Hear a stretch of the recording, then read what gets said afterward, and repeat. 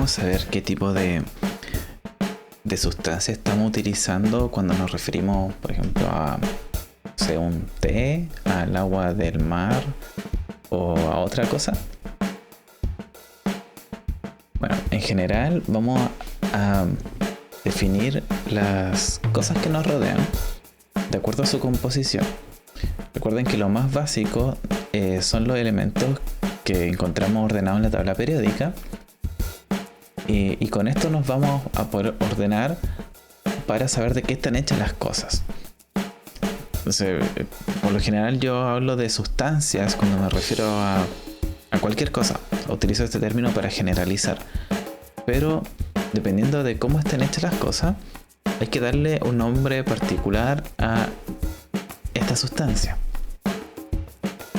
Entonces toda la materia que se encuentra en el universo va a poder ser dos tipos de sustancia: una sustancia pura o una sustancia no pura, que en realidad le decimos mezcla. Una sustancia pura es aquella que su composición va a estar fija, o sea que no va a cambiar, que es una cosa y es eso, ya en cuanto a elementos químicos. Mientras que una mezcla puede variar, o sea, yo le puedo agregar cosas o le puedo quitar y va a ser otra mezcla, ¿ya? Pero podemos ir variando su composición. Entonces, partiendo con la sustancia pura, poner otro color. Entonces, una sustancia pura va a ser aquella que está conformada directamente por elementos químicos, y vamos a encontrar dos tipos de sustancias puras. Aquellas que les podemos decir normalmente moléculas, o aquellas que van a ser un elemento solo, pero nunca en la naturaleza se van a encontrar solas. Los únicos elementos que se encuentran aislados, o sea como un solo átomo, son los gases nobles. Entonces vamos a partir por el lado de los compuestos. Cuando tenemos más de dos elementos químicos o más de dos tipos de átomos, es lo mismo, nos referimos a lo mismo, vamos a hablar de un compuesto. O sea, un compuesto, recuerden, dos o más tipos de elementos, o dos o más tipos de átomos. Pues en el ejemplo que les puse aquí, la sal, el cloruro de sodio, está hecho de sodio y está hecho de cloro. Son dos. Le voy a dar otro ejemplo más. La glucosa, que es lo que consumimos prácticamente de todo el alimento, va a estar hecha de carbono, hidrógeno y de oxígeno. Tenemos tres elementos distintos. También, por ejemplo, puede ser el agua, que es lo que estamos viendo ahora, que tenemos dos elementos distintos, el hidrógeno y el oxígeno. Pero como les decía, algunos de estos elementos se pueden encontrar de manera pura, o entre comillas pura, o aisladas en la naturaleza. Principalmente vamos a encontrar la mayoría de los metales de esta forma, o a veces están oxidados, pero es fácil encontrar algunos metales y algunas sustancias los vamos a encontrar de forma pura en la naturaleza, como el oro y la plata. Estos yo los puedo encontrar en la tabla periódica y también los puedo encontrar como una roca en el desierto. Bueno, no hay mucho oro en la superficie de la Tierra, así que no es como ir y encontrar, si no todos seríamos millonarios. Bueno, en verdad nadie, porque no valdría nada. Cuando tenemos una sustancia cuya composición puede variar, puede cambiar, le podemos agregar cosas, le podemos quitar cosas, vamos a hablar de mezclas. Una mezcla lo usamos como un término cotidiano para hablar de cuando tengo más de una cosa, más de una sustancia. Van a haber dos tipos de mezcla que van a depender de qué tan disueltas estén, qué tan mezclados las vamos a encontrar. Entonces tenemos las mezclas homogéneas, que son aquellas que no puedo distinguir a simple vista un componente de otro. Como por ejemplo el agua del mar, yo no puedo decir, mira, ahí hay sal. No puedo hacerlo. Quizás podríamos ver la arena, ya, pero eso sería una mezcla homogénea. Y yo puedo ver los componentes de esto. Como les decía, la arena que está en el agua del mar. O por ejemplo cuando yo mezclo agua con aceite, por mucho que yo los bata, no se van a mezclar, o sea, no van a estar separados. Voy a poder diferenciar el agua del aceite, pero van a estar en el mismo vaso, si es que lo hago en un vaso. Otro ejemplo de una mezcla homogénea podría ser un té, que yo le echo azúcar, ¿no es cierto? Entonces tenemos agua, tenemos té y tenemos azúcar. Y esas cosas están hechas también de sus propias moléculas. Y yo no las puedo distinguir a simple vista. Entonces todas las cosas que nos rodean, que están a nuestro alrededor, van a ser alguna de estas dos cosas. O una sustancia pura o una mezcla. El aire que nos rodea va a ser una mezcla homogénea. Yo no puedo ver el nitrógeno que está volando separado del oxígeno que estoy respirando, separado del dióxido de carbono que estoy botando mientras respiro. No puedo ver esas diferencias. Pero están ahí y están dando vueltas en el aire, ¿ya?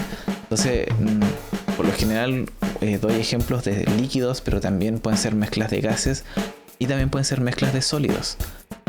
Por ejemplo, las piedras suelen ser mezclas homogéneas y hay algunas piedras que son mezclas heterogéneas. Les puse homogéneas las dos.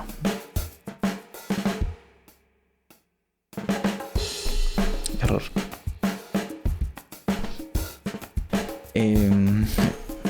Hay algunas piedras que de repente se ven así como líneas de otras sustancias. Y eso es porque es una mezcla heterogénea. No podemos ver sus partes. Entonces cuando mezclamos cosas, sobre todo líquidos y gases, ¿verdad? Mezclas de fluidos, vamos a hablar de una disolución. También podemos diluir un sólido en un líquido, pero siempre tiene que haber un solvente. Entonces, cuando hablamos de una disolución, vamos a tener dos cosas: un soluto y el solvente. El soluto es lo que se va a mezclar en el solvente. Entonces, como les dije en el video anterior, el solvente universal es el agua. El solvente universal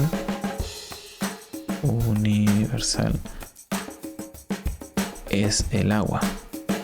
O sea, el agua, cualquier cosa que se mezcle con el agua, esa otra cosa va a ser el soluto y el agua va a ser el solvente. Cuando no hay agua, lo que esté en mayor cantidad va a ser el solvente. Por ejemplo, si ustedes toman estas botellas de alcohol gel, por ejemplo, lo que más vamos a encontrar va a ser alcohol, creo. Y otra parte va a ser glicerina, creo. No sé exactamente qué están hechos el alcohol gel, pero eso va a ser una mezcla en la que no hay agua. En algunos casos sí, pero imaginemos que no tienen agua. Entonces lo que esté en mayor cantidad va a ser el solvente, el que esté en menor cantidad va a ser el soluto. Entonces, para entender la relación entre una cosa y la otra, vamos a hablar de la concentración. Una concentración o una disolución que esté concentrada quiere decir que tenemos mucho soluto en una cierta cantidad de solvente, y una solución o disolución que esté poco concentrada, vamos a decir que tiene muy poquito soluto o que tenemos mucho solvente. Entonces, para hacer esto hay una relación matemática que, bueno, hay varias formas de calcular esto, que les voy a enseñar dos, que son las más sencillas. Va a haber una concentración porcentual, ¿ya? O que nos va a decir el porcentaje de soluto que tenemos en la solución. Entonces, para calcular esto, vamos a decir los gramos del soluto divididos en cada 100 gramos de solución. Si se fijan, aquí estamos midiendo las masas. Los gramos o la masa que tengo de soluto medida en gramos por cada 100 gramos de solución. Ya, por eso es un porcentaje. Entonces, supongamos que yo tengo un vaso de 100 gramos supongamos que le echo aceite, y este aceite le echo una cucharada de sal. Entonces vamos a tener, por ejemplo, 2 gramos de sal, y supongamos que le echo 98 gramos de aceite y 2 gramos de sal. Entonces vamos a tener los 100 gramos de solución. Básicamente en esta relación tendríamos una concentración de un 2%. Hay otro tipo de medir esto, que es la concentración masa-volumen, o la relación entre la masa de soluto dividida en el volumen de solución. La relación es muy parecida. Lo que vamos a hacer matemáticamente, vamos a decir los gramos de soluto dividido en cada 100 mililitros de solución. Entonces con esto es más fácil saber la concentración que tenemos en una mezcla de un fluido, o sea, un líquido o un gas. Va a ser más fácil medirlo de esta forma. Solamente eso. Es más fácil medir un líquido de acuerdo a su volumen que a su masa, porque ahí habría que transformarlo usando la densidad y todo eso. Otra forma, las demás formas de medir concentración son muy similares. Siempre vamos a medir cuánta cantidad de soluto tengo en una cantidad de disolución. Entonces la forma en que medimos esa cantidad de soluto es lo que va a ir variando, o la forma en que medimos la cantidad de solución.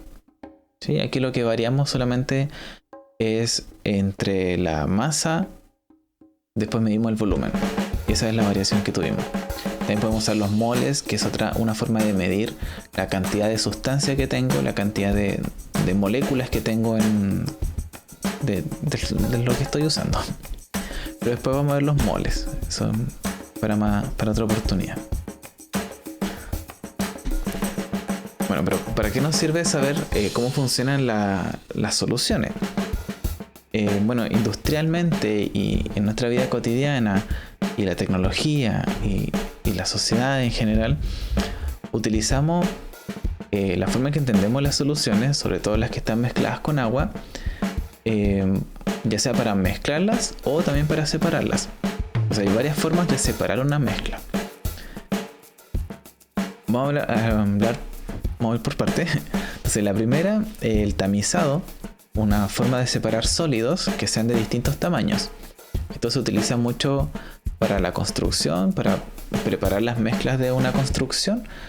También en la agricultura, cuando se tiene que limpiar de cierta forma una tierra. Otra forma de separar mezclas, sobre todo cuando tenemos un líquido y un sólido mezclado, o a veces dos líquidos que tienen diferentes densidades, vamos a utilizar la decantación. La decantación es básicamente dejar esta mezcla en un decantador. Y el decantador tiene abajo una boquilla con una llave. Voy a hacer más grande la llave, no sé cómo son las llaves. Que es básicamente una perilla que yo puedo girar y abro esto para que empiece a escurrir lo que esté precipitado. O sea, en este caso la sustancia roja, que la pinté azul. Esa sustancia que queda abajo, entonces empieza a precipitar, comienza a bajar y cuando ya la separé, entonces cerramos la boquilla y listo. Hay otras formas de decantar, pero básicamente el funcionamiento es este mismo. Otro método de separar mezcla es la filtración, en que vamos a utilizar el papel filtro. El filtrado es muy similar al tamizado, solamente que en vez de pasar dos sólidos, por lo general estamos separando un sólido que está disuelto en un líquido. Creo que una forma muy conocida es el café, cuando preparamos café con filtros. Eso no lo hace mucha gente en verdad, pero quizás lo más conocido. En los laboratorios vamos a utilizar mucho este mecanismo de filtrado, ya, porque nos ayuda a sacar moléculas que son partículas muy chiquititas, que no podemos ver incluso a simple vista, pero las podemos pasar por un papel y listo. Cuando no podemos usar un filtro o tenemos una gran cantidad que queremos separar, de una mezcla que queremos separar, y tenemos en esa mezcla agua, vamos a utilizar principalmente la evaporación. ¿En qué consiste la evaporación? En que se le aplica calor ahora a la mezcla y gracias a este calor aplicado se comienza a evaporar el agua, aunque igual puede ser con otros líquidos, pero lo más normal o lo más común es que se utilice agua acá. Por ejemplo, cuando se produce la sal, que es la imagen que les puse ahí, no sé si lo que se hace es dejar agua salada del mar, se limpia, se sacan los peces, las algas y esas cosas, se deja como en terrenos que son de muy poca altura, son pocos centímetros de agua, y gracias a la acción del sol, del mismo calor del sol, se va a ir evaporando el agua y luego se forman estas pilas de sal, y así es como se extrae. Y por último, otro mecanismo de separación de mezclas, que es lo que más se utiliza tanto en grandes industrias como en laboratorios para hacer experimentos, va a ser la destilación. Voy a hablar un poco de la destilación fraccionada, que es la que se utiliza para producir los hidrocarburos. O sea, es para separar los hidrocarburos, no producirlos, ya están hechos. Son estas grandes torres que se ven acá. Otro color. Estas grandes torres, que lo que se hace es llenarlas de esta mezcla de hidrocarburos, que le decimos petróleo. Se le aplica un poco de calor acá, pero es para acelerar el proceso, si no se demoraría meses en que ocurra solo. Se aplica calor y hay unas turbinas que lo mueven un poco y después se deja quieto.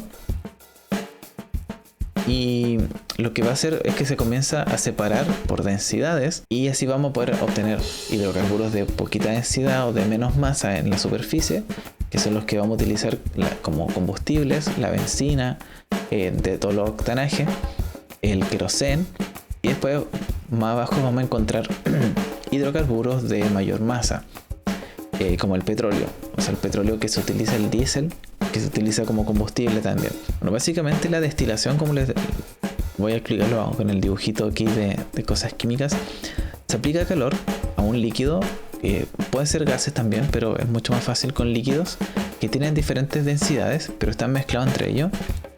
Estos se evaporan y comienzan a pasar a través de un tubo. Y este tubo, la gracia que tiene es que tiene agua o algún mecanismo de enfriamiento. Entonces va a hacer que se vaya condensando. Pero no se va a condensar cualquiera de estas sustancias. Se van a condensar solamente aquellas que se condensan a la temperatura que se tiene en ese tubo. Esa es la gracia de la destilación. Ese es otro tipo de destilación, diferente al de la destilación fraccionada que les dije recién. Este es el que se utiliza, por ejemplo, para la producción de bebida alcohólica, en que así se le puede eliminar un poco de alcohol y que no sea tóxico, porque sobre ciertos grados de alcohol puede matarte. Entonces solamente queda el suficiente alcohol para que uno lo disfrute, el que le gusta. Y esos son mecanismos de separación de mezclas. Principalmente se utiliza para separar líquidos de lo que tengan ahí. Sobre todo el agua, para limpiar el agua. Por último, entender cómo funciona este solvente universal en nuestro cuerpo. Como les dije, les dije en el video anterior, el agua es uno de los principales componentes de todos los seres vivos, y en los seres humanos va a corresponder más o menos al 60% de nuestra masa corporal. Bastante, o sea, más de la mitad somos agua. Este porcentaje va a variar, o sea, no es exacto, va a variar a lo largo de nuestra edad. Desde que somos más pequeños, las guaguas nacen con mucha más agua en su composición que los viejitos. De hecho, los viejitos por eso se arrugan, porque pierden agua, igual que las pasas. Y también por cosas hormonales, las mujeres suelen almacenar más agua que los hombres. Pero esto también va a depender de nuestra alimentación, de nuestro estado físico y todas esas cosas. Entonces es muy importante recalcar varias cosas sobre por qué es importante considerar el agua como un solvente en nuestro cuerpo. Primero, hablemos de que el agua no se encuentra fija en nuestro cuerpo, sino que siempre va a estar entrando y va a estar saliendo. Por eso es muy importante siempre estar consumiendo líquidos.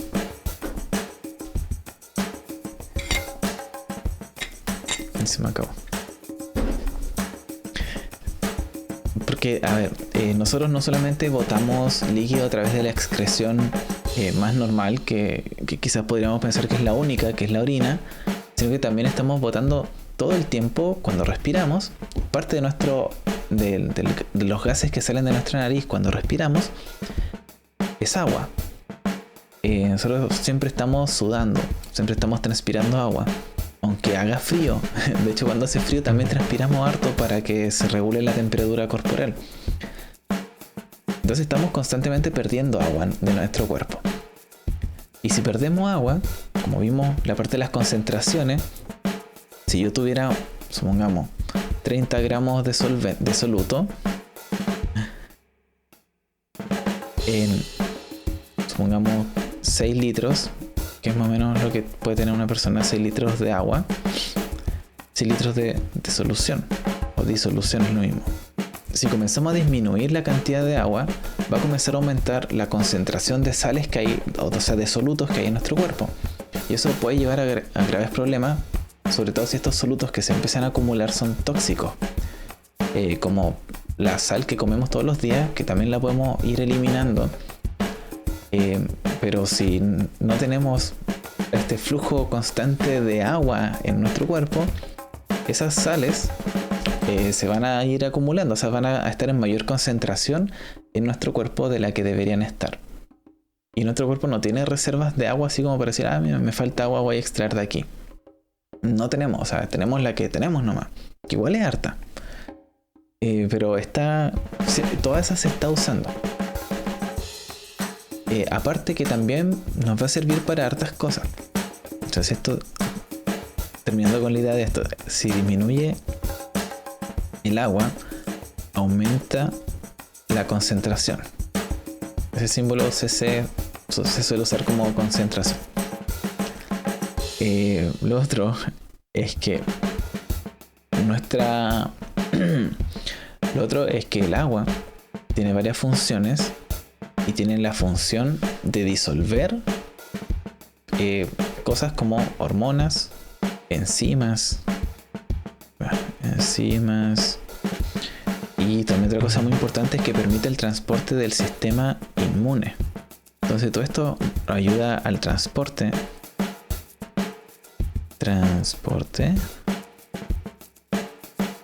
dentro de nuestro cuerpo. También va a ser el medio en el cual ocurren todas las reacciones químicas que permiten la vida. Dentro de nuestra célula ocurren un montón de cosas que no podrían ocurrir si es que no están en un medio acuoso. Entonces también por esa razón es muy importante que la concentración de agua que tiene nuestro cuerpo sea la adecuada. En términos generales, ¿cómo saber cuánta agua necesita mi cuerpo? Es súper fácil. Cada vez que tienen sed, deben tomar agua.